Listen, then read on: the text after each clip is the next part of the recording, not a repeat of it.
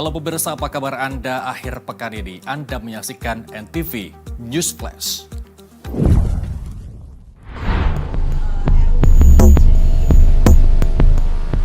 Ketua Komisi Kejaksaan Republik Indonesia Pujiyono Suwadi menegaskan bahwa produk jurnalistik tidak bisa dijadikan sebagai delik hukum, termasuk dalam perkara obstruction of justice. Hal ini disampaikan menanggapi kasus yang menyeret seorang insan pers dari media Jak TV. Menurut Pujiyono, dalam konteks penegakan hukum, jurnalisme justru memiliki peranan penting sebagai bagian dari mekanisme kontrol publik terhadap lembaga penegak hukum. Pujiyono menegaskan perbedaan mendasar antara obstruction of justice dalam Kitab Undang-Undang Hukum Pidana atau KUHP dengan yang diatur dalam Undang-Undang Tindak Pidana Korupsi atau Tipikor.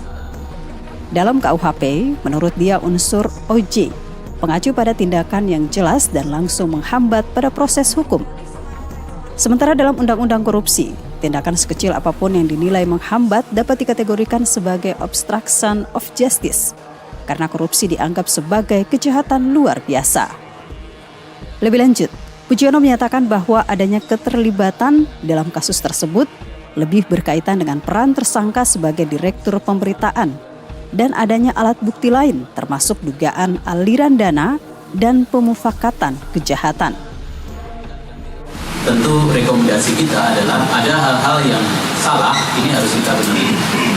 Pengawasan dari Komisi Kejaksaan, pengawasan internal tidak cukup. Butuh juga pengawasan dari publik termasuk jurnalistik. Ya, jurnalistik. Nah, maka produk jurnalistik itu bukan merupakan produk yang akhirnya menjadi delik OJ-nya. Nah, delik OJ-nya apa? Ya kebetulan saja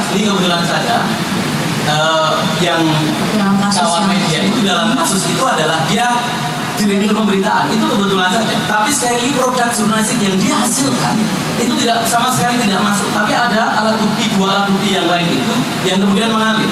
Nah, makanya itu juga dibenarkan oleh Ketua Dewan Pers ini. Diberitakan sebelumnya, Direktur Pemberitaan Jak TV Tian Bakhtiar langsung ditahan usai ditetapkan sebagai tersangka perintangan penyidikan penuntutan hingga pengadilan dalam kasus dugaan korupsi PT Timah impor gula dan ekspor crude palm oil. Selain Tian Bakhtiar, dua tersangka lain yakni Marcella Santoso dan Junaedi Saibi selaku advokat juga langsung ditahan. Dari Jakarta, Denny Hardimansyah, NTV melaporkan.